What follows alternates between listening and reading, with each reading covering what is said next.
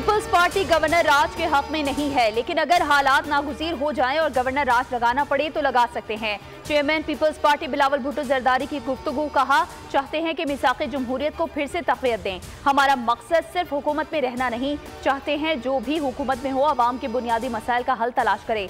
मसाइल हल ना करें तो फिर हुकूमत में रहने का क्या फ़ायदा।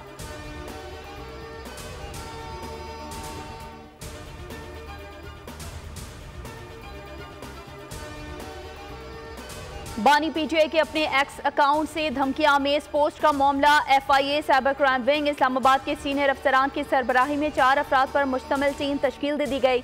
जराये के मुताबिक साइबर क्राइम विंग टीम बानी चेयरमैन से अडियाला जेल में तहकीकात करेगी। इंतहाई मुतनाज़ पोस्ट बानी पीटीआई के अपने ऑफिशियल एक्स अकाउंट से शेयर किए गए थे।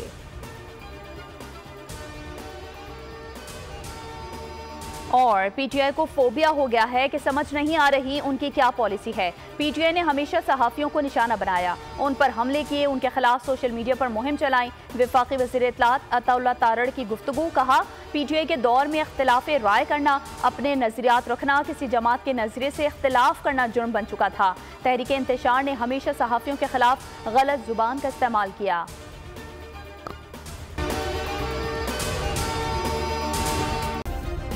सब्सक्राइब करें और बेल दबाएं ताकि कोई खबर रह न जाए।